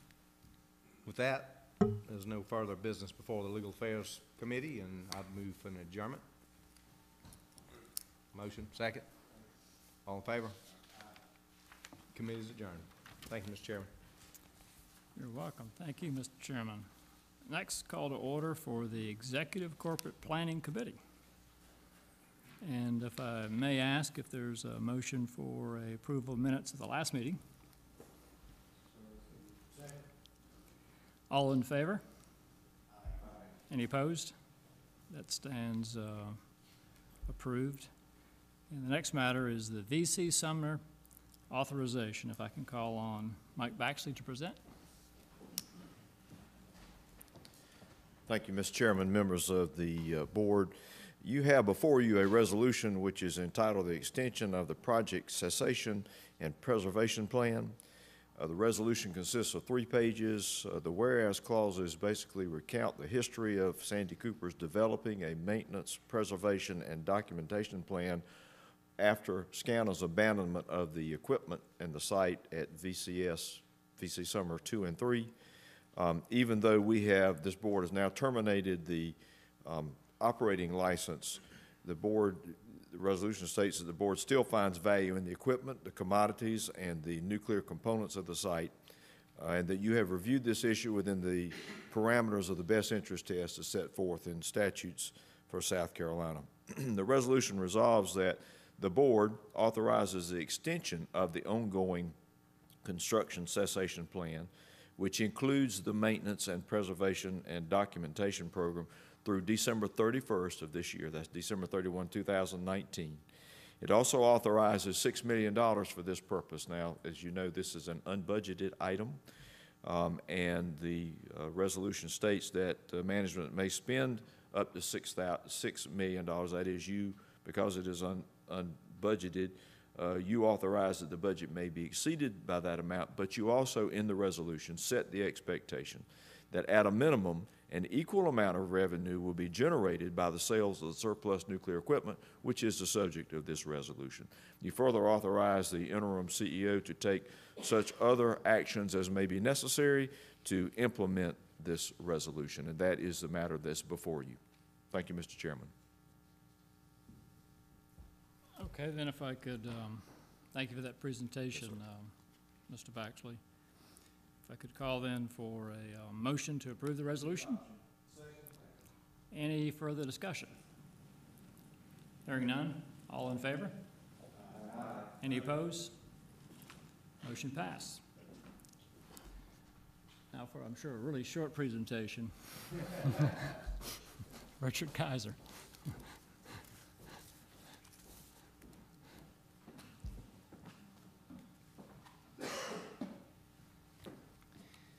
Thank you, Mr. Chairman. Thanks for the opportunity to be here today. It's been another busy year in Columbia, and especially a busy couple of weeks in the past few weeks, and I anticipate this week will be as busy as well, and you will hear that in some of my comments getting ready to come up and as we go through the remainder of this session. Although the General Assembly's talked about a variety of issues already this year, my comments to you today are going to be all Santee Cooper specific. They're going to be specific to 2 study committees dealing with Santee Cooper and a variety of pieces of legislation that address Santee Cooper, most of which will be discussed on Tuesday and Wednesday of this week. To start with the 2 different study committees, you're familiar with the original Joint Evaluation Study Committee that was created in the budget of last year. That committee was created last June. They met throughout the off-session, came up into the December timeframe, and they tasked an outside consultant called ICF to go out and put forth what was called an expression of interest to see if there was any interest in purchasing or running or whatever in Santee Cooper. It was sort of a wide open expression of interest saying, send us your proposals, what do you think? Purchase it in whole, purchase it in part, tell us what you're thinking. Out of that process, ICF presented to the Joint Committee on February 6th. And essentially their presentation to them, to the committee, ICF presentation, stated that they found there was interest in Santee Cooper and it was varied. As I recall, they had 15 different proposals provided by 10 different entities. Okay, so some entities provided more than one proposal. Of those proposals, 7 were for purchase and 8 were for management or purchase in part or something different. ICF focused on those 7 proposals, and of those 7 purchase proposals, they determined that 4 met the criteria that was needed for their standards. They pointed out in their report, as I recall, that they believed that these bidders said there could be some savings in the going forward period over the next 20, 25 years. And it seemed that most of those savings were coming from either natural gas that was generated outside of South Carolina that was transmitted into the state, or maybe even a belief that you could build new generation of natural gas in South Carolina, is what I recall. So that was February 6th. Then they moved forward. They had another meeting of February 26th, maybe, and they said that they would have further discussions to see exactly where they were going to go. So they brought ICF back to the Joint Committee, and ICF came back and ICF said, look, you need more information. We all know we need more information. There are a variety of other services we can provide. And that conversation that day at the Joint Committee, remember the Joint Committee is made up of 9 members, 4 House members, 4 senators, and the governor. And the conversation on that day was sort of around 2 things. The first thing was, what do we really know about natural gas availability in South Carolina? Is it here? When will it be here? How much would it cost to get it here? What do we really know about transmission system in South Carolina? Is it being utilized correctly? Is there availability there? If we need to build more transmission coming in, how does that impact not only Santee Cooper but other providers? ICF had a proposal in there to study more on that and said that information would be helpful. The other conversation that day seemed to be around taking those 4 bids that had been received and scored to meet the qualifications. The committee discussed taking those 4, remember those were non-binding bids. They're confidential and they're non-binding. But the committee discussed to get the consultant to go back to those 4 entities and get binding proposals, if you will, get real proposals from them and determine what was the best and final proposal so they would have something concrete to work from. So that was the discussion on that day, and it was actually, I believe, the 27th. After the discussion that day, there was a vote. It was a 5-4 vote. The 4 House members and the senator voted to proceed forward with both of those concepts. The 4 senators voted not to proceed with both. As I recall, the 4 senators seemed to want to do that study of the natural gas and transmission, get more information, determine what's there, then come back and receive that information, and then maybe move forward to getting final and best offers based on the information that was provided. So that's where the committee ended that day. There was that 5-4 vote to move forward on both parts. We were contacted shortly, I don't know, 2 or 3 weeks later by ICF. ICF corresponded with us and told us that the House had retained them, as I know it, at least to look at natural gas and transmission. I'm not sure if the House has any other role or ICF has any other role, but I do know that they have reached out to us to see what kind of information we have on natural gas in South Carolina. When we've looked at it, what's involved, what's here, what it would take to get more here. They've asked us for any internal information on the transmission system in South Carolina, how we utilize the transmission system. All of you know we buy off-system energy every day and bring it into the state, so we're utilizing it already. How much more is there? That's all the things that I understand ICF is now looking at. What is involved to get more energy from out of state, in-state? What's involved to build more natural gas generation in South Carolina? How much would it cost to build that infrastructure? How long would it take to get that infrastructure here? We have, again, we've talked to ICF. We have pledged to them to work with them, give them any information we have, and answer any questions that they have to complete that part of their study and where they're going with that. As that was taking place, the Senate, President of the Senate, Senator Peeler, created a second Santee Cooper committee, if you will, right in that time frame when those meetings were going on, called a Senate Select Committee. The Senate Select Committee was created so the senators, a 9-member Senate committee, could have a better understanding of some of these discussions, so then they could go talk to their colleagues and better inform their Senate colleagues about what was happening. That Senate Select Committee has met 3 times. Their first meeting was sort of an organizational meeting. Their second meeting was Santee Cooper presented at the second and third meetings. The second one was on March 12th. That meeting was more operational, how Santee Cooper operates, what we see going forward, what we're doing for efficiencies. Mark Tye gave that presentation. March 19th was more financial. What's your current financial status? How do things look going forward?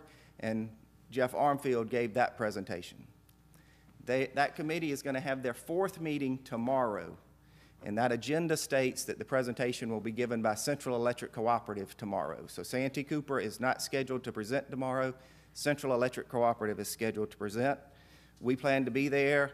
I know Mr. Brogdon will be there, Mr. Baxley will be there, and we will be there for the central presentation. But again, Santee Cooper is currently not scheduled to be presenting for tomorrow. So that's the update of where the 2 committees stand, and both are planned to meet some more. The Senate Select Committee has met weekly. We will see if they continue to meet weekly, and we anticipate that the Joint Committee will be calling another meeting. We just have not heard yet when the Joint Committee will be calling the next meeting. Okay? From there, I'll transition over to this week a little bit and talk specific legislation. This week in Columbia, Tuesday, tomorrow will be an interesting day. I believe we have 4 different committee meetings and a Senate Select Committee tomorrow. We have 3 committee meetings tomorrow at 11 o'clock at the same time discussing Santee Cooper legislation. Okay, so that's what tomorrow is. But let's talk a moment about some of those bills and what tomorrow and Wednesday are going to look like. First one up at 3 o'clock, well, I say first one up, there's 3 at 11 o'clock, okay? But the first one I'll talk about at 11 o'clock is House Bill 4261. I refer to this as the Santee Cooper restructuring or oversight legislation introduced on the House side by 8 co-sponsors, leadership, and a significant number of people that have been on Santee Cooper study committees in the past, okay? And this restructuring or oversight bill that they have, House Bill 4261, does several things. The first thing it does is it would require Public Service Commission approval for new generation at Santee Cooper over 75 megawatts and new generation over 75 megawatts and new transmission over 125 kV, okay? That provision of law is in place in South Carolina for other energy providers. It had not been applicable to Santee Cooper, but under this bill, it would be, okay? It does not give PSC oversight of Santee Cooper rates, but it gives PSC a voice in generation and transmission decisions like they have for every other energy provider in the state. Another thing that it will do is it will codify our rate adjustment process. We've had a standard rate adjustment process that we have followed for many, many years. It puts that in statute, and it adds to that section that we will also, in addition to notifying all of our customers like we always do through a variety of means, we will notify ORS, and ORS, the Office of Regulatory Staff, will have the opportunity to comment on our rate adjustment process, and that their comments and their report will be delivered to the board as part of that process. The third thing it does is it establishes something that we call the Santee Cooper Oversight Committee, made up of 10 members of the General Assembly, 5 House members, and 5 senators. You may or may not be familiar, there's an entity out there called a Port Oversight Committee, and so they're creating something called a Santee Cooper Oversight Committee. And that Oversight Committee, made up of 10 legislators, among other things, they would have a duty to every 2 years to send a report to the General Assembly, to the House and Senate. And that report would give an update or a report on several factors. Transmission and distribution reliability, generation reliability and sources, customer surveys, economic development, how we do our lake and property management, our financial status, organizational structure and executive compensation, and any large capital projects that we have going on. So that would be every 2 years, that committee would give that report to the General Assembly. They could do other studies if needed, but that's mainly what they do there. And last, there is a reconstitution of the board. They put in some additional service requirements or background requirements, and they changed the 7-year terms to 4-year terms, okay? And the board would then be serving at will. There would be at-will appointments. And an amendment that went on when the bill was in subcommittee last week changed the way the board is elected. The amendment was adopted in subcommittee.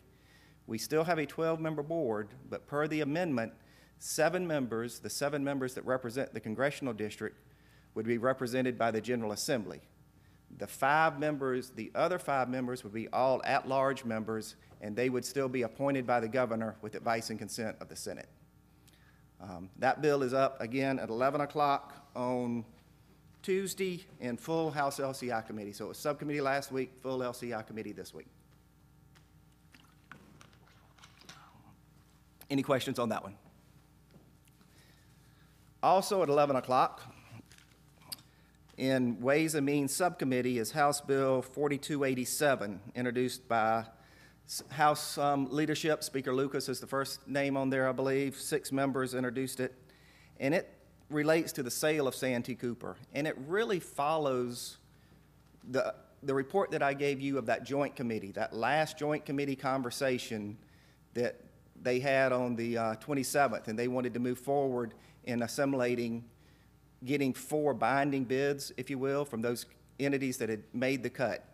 And this authorizes that committee to use resources as needed to get those bids. And I'm assuming it still means just those 4 entities. And it says that those bids or those contracts have to address a few things. One, they have to defease all of our debt. They have to provide meaningful rate relief, provide long-term diversified generation portfolio, look out for current financial assurances of some sort for our current and retired employees, determine a location for our headquarters, maintain at least the status quo of how we maintain our lakes and our properties, and agree to partner with the state for future economic development activities. So again, if the Joint Committee moves forward with their step of receiving final and best offers on those 4 bids, this piece of legislation sort of mirrors that as I see it, okay? So that's what we have there. That one is up in Ways and Means Subcommittee tomorrow morning at 11, and it'll be on Ways and Means Full Committee tomorrow afternoon after the House adjourns. Okay, full subcommittee tomorrow morning, full committee tomorrow afternoon. The third bill up tomorrow at 11 o'clock is a Senate Bill 697. It is on Senate full judiciary schedule. It was a bill introduced by Senator Rankin and others. And this bill sort of addresses also relates to the sale of Santee Cooper. And there were discussions about, Senator Rankin's bill essentially says that no one can authorize a sale of Santee Cooper. No state entity, no state department, not the executive branch, no one until the final proposal comes back to the General Assembly for a vote. So it can't be sent off to someone else to do it. General Assembly gets the final vote. It also says that the General Assembly would have the final vote if a management plan were to be adopted for Santee Cooper. The General Assembly has that option. So it is up in full Senate Judiciary tomorrow at 11, and I believe it is also scheduled for Senate Judiciary Subcommittee Wednesday morning. So it could have two up this week as well, okay? So that's what we have tomorrow. Then after lunch tomorrow, remember, we have the Senate Select Committee where Central will be presenting, and then we also have the full Ways and Means taking up the House legislation regarding getting proposals. I'll stop there for a minute, see if you have any questions about what's happening tomorrow. I will tell you, I think we have everything covered. I think I have somebody in town to go to every meeting. Again, Jim Brogdon's coming, Mike Baxley's coming, Jeff and Jennifer are in town. I'll be going to town, but it's going to be several meetings tomorrow and a lot of representation and people moving around to make sure that Santee Cooper is represented on those, okay? The last one on Wednesday after or during the full Senate Finance Committee on Wednesday, they will take up a bill called Senate Bill 678, introduced by Senator Peeler. This bill was in Senate Finance last week and was discussed, and it's back this week. Another bill talking about the sale of Santee Cooper, if you will, but this one takes a different approach. And this one, according to the way it is written, is it would say that the General Assembly would authorize or direct the governor and the Department of Administration to go out and receive bids on Santee Cooper. It would still have some parameters in there about financial, defeasing debt, and a few other parameters. But essentially, instead of the joint committee or the General Assembly handling this process and being the ultimate vote, this piece of legislation would say that the decision goes to the governor and the Department of Administration. And they would receive bids, proposals, they would hire some kind of consultant to help them. They would receive bids, and throughout that process, then they would take the best offer to the governor, and if the governor concurred, then that sale could be consummated through that process. The General Assembly would not have to get back involved, okay? That piece of legislation is up in full Senate Finance Committee on Wednesday.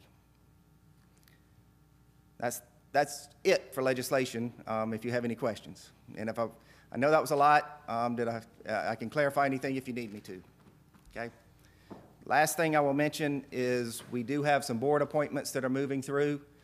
Chairman Condon was in Columbia 2 weeks ago or 3 weeks ago, time flies right now, before the Senate Judiciary Committee. He received questions for somewhere around an hour and 15 minutes or an hour and a half. Did a fine job fielding those questions. They ran out of time. They adjourned.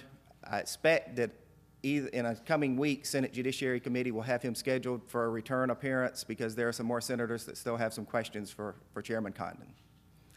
And Director Mudge appointment came through this week, was read across the desk, and Director Mudge was appointed by the governor to represent the 3rd Congressional District on the board. So he will just be starting his process, and we will be looking out for those meetings and let you know. Director Mudge, you may hear about them before we do, but if we hear about them, we'll sure let you know, and if you hear about them, please let us know. But I know that process is getting ready to get started. That's what I have. I'll be glad to answer any questions if I can, or clarify anything that I said.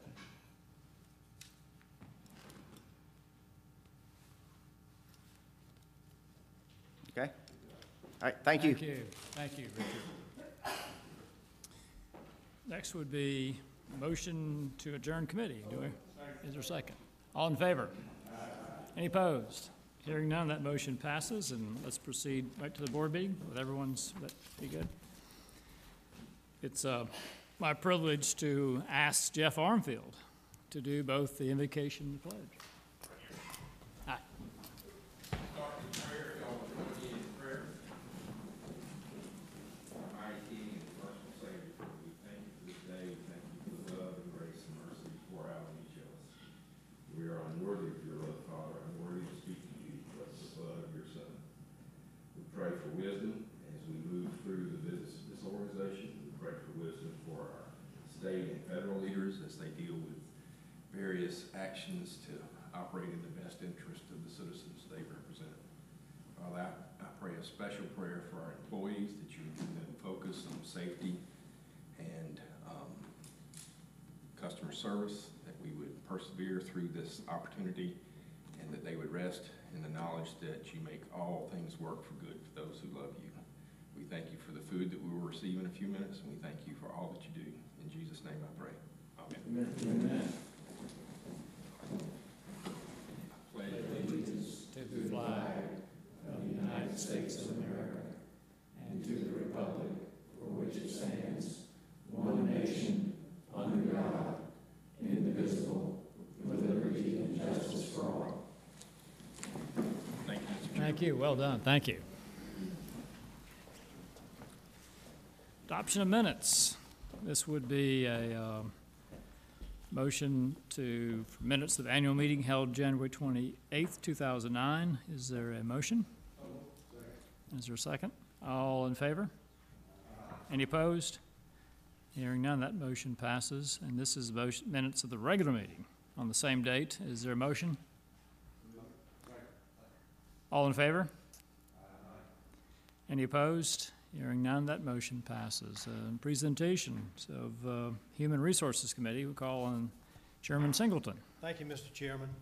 The only item that we have is the HR Committee voted in favor of a resolution appointing Pamela Williams as Senior Vice President and Chief Financial Officer and member of Executive Leadership effective April 6, 2019, and we recommend that for the consideration of the board.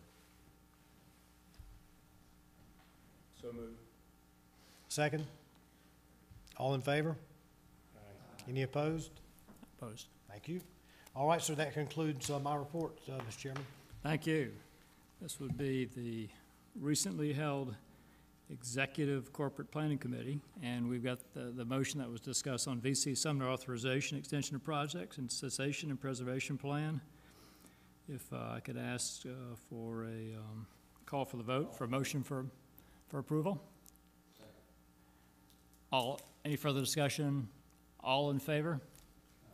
Any opposed? That motion passes. Now, the approval of the 2019 board meeting schedule. That's, of course, in your materials. Presenting that for approval. Is there a motion? Is there a second? Any discussion? I would like to say, I think we need to reschedule some of our strategic planning meetings, if we can incorporate those in that schedule. May talk about that later, I'm not sure. Terrific. Is there a motion for approval? So moved. Is there a second? All in favor?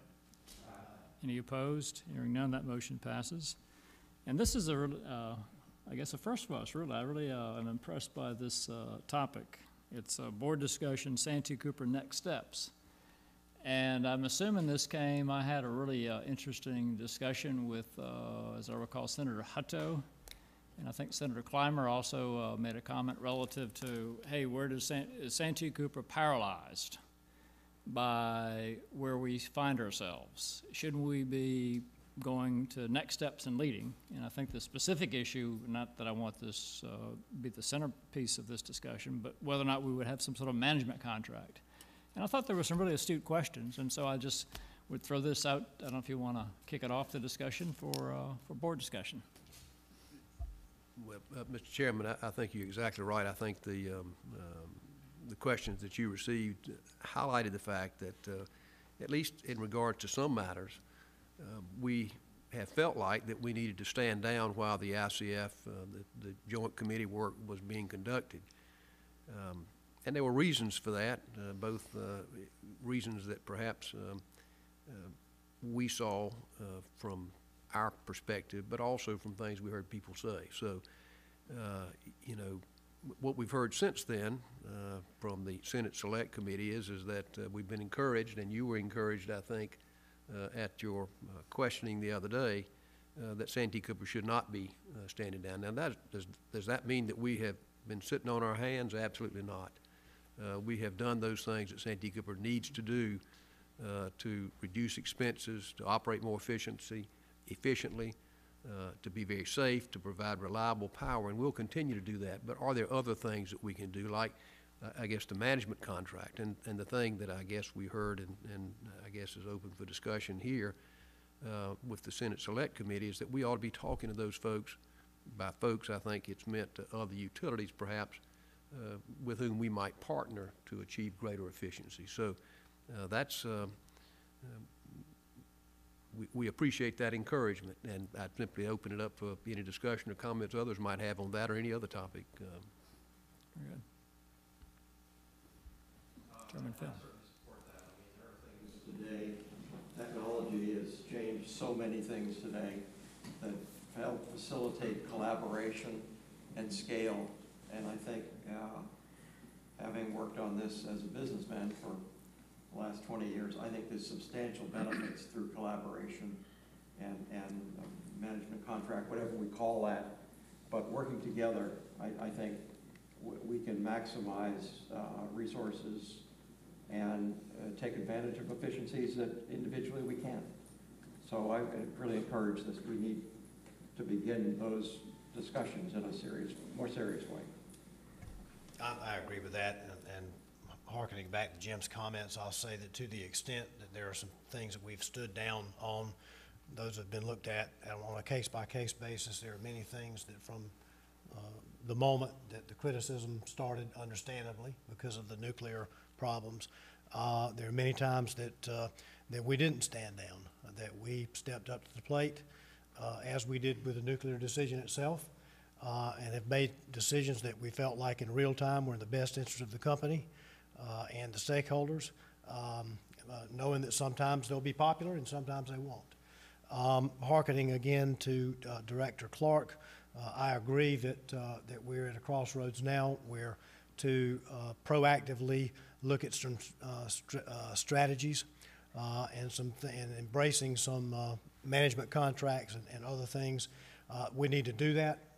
We need to, again, listen to the politicians in Columbia, accept their input, but we also have to use our own gray matter and our business judgment, and we have to make the best decisions that we can when we think we should make them for the best interest of the company.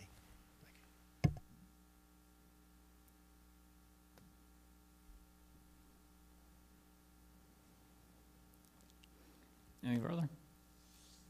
Have you turned over to your report next? Thank you, Mr. Chairman. Yes, thank you. And interestingly enough, the two items, or one of the two items that are on the in my report, the written report, I have other things that I want to mention to you, deals with my attendance recently at a TEA board meeting and also an LPPC board meeting, where a significant amount of time at each of those was devoted to strategic planning or to initiating that process.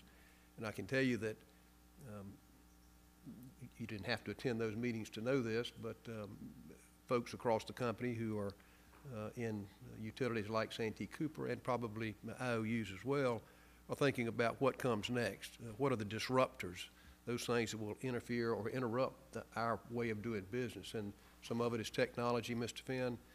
So there are a lot of things out there that we need to be thinking about as we determine a path forward for Santee Cooper, just in general, not necessarily as it relates to the circumstances in which we find ourselves. But clearly there are challenges for our industry, and I think we need to be prepared for those. So I encourage the board at the right time to begin that process to develop its strategic plan for Santee Cooper. Any questions about that? I want to correct a mistake that I made earlier. It's been occurred to me through some other sources that Governor McMaster couldn't have participated in the last round of the audit selection process. He was lieutenant governor then, I think, and not a member of the advisory committee. So I stand corrected on that and apologize for that misinformation. Another item that I'd like to bring to your attention is that we recently received a DHEC award. I think it's called the Community Star Award, if I'm not mistaken.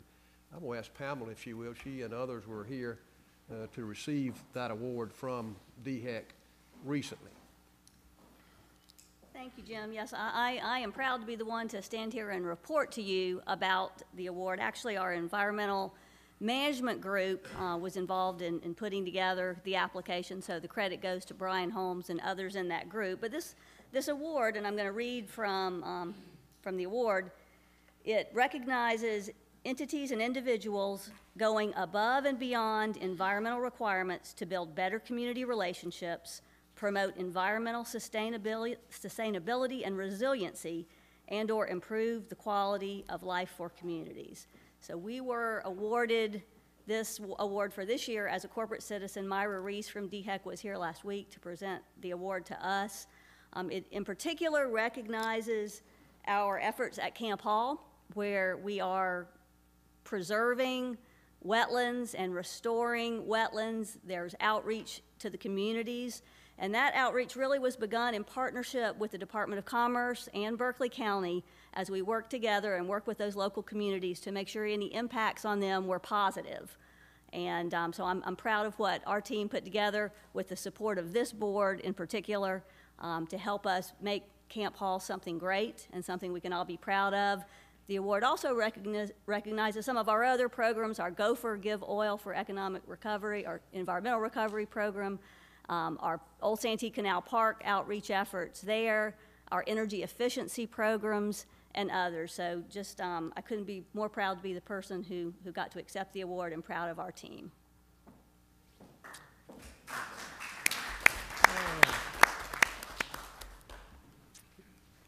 Thank you, Pamela, and just another indication of the great work that Santee Cooper employees are doing throughout our company, and they're to be commended for all they do and have done to keep the lights on and all the other things that go along with that as well.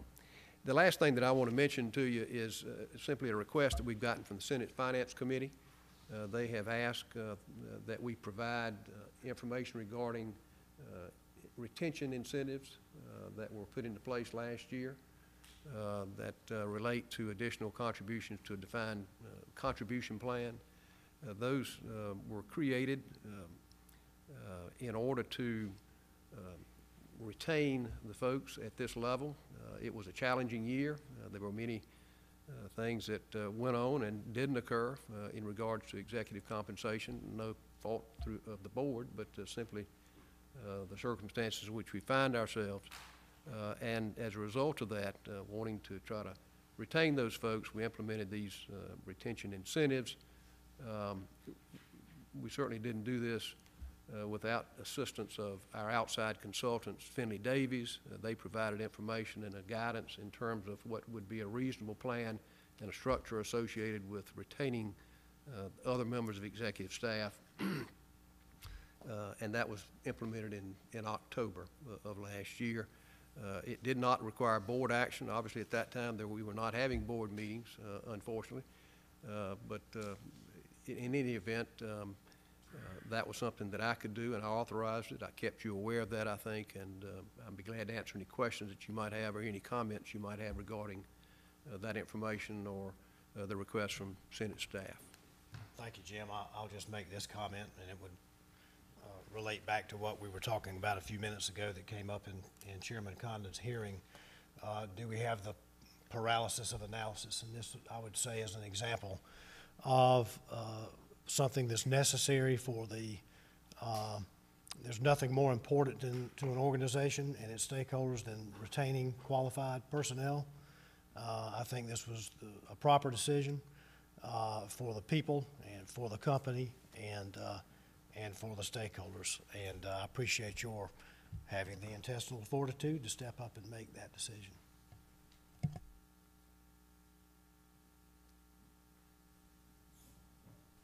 Jim, I would add to that. I think it's critical that we, as we go through this period of uncertainty, that we maintain the great staff we've got. You know, when I listened today, it kind of passed quietly that we were #1 in the public power industry in the United States in terms of safety. That is no small achievement. It's something that we have worked on for years, ensuring that our safety takes #1 priority. We all know that minor unsafe acts in this industry lead to fatalities, just very minor ones. And thinking about this every day, every minute, that our staff and our people that are in those situations, I think is critically important to themselves and their families, that they go home at night the way they came to work in the morning.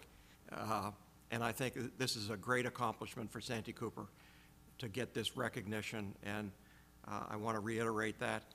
We also had the recognition today of our diversity efforts and the fruits that they have, as Chairman Condon mentioned at the time. I think we've all worked hard on that, and that's been a difficult task, particularly to get diversity in all of our jobs, not just a few, but across the board. And I think the staff and leadership team has done an excellent job, should be commended.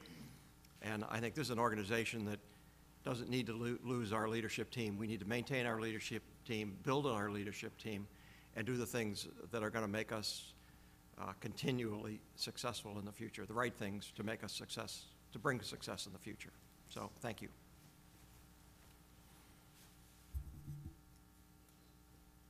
That conclude? That concludes my report, Mr. Chairman. Thank you, Jim. Anything further? If not, I would entertain a motion to adjourn. Is there a second? All in favor? Any opposed? Motion passes.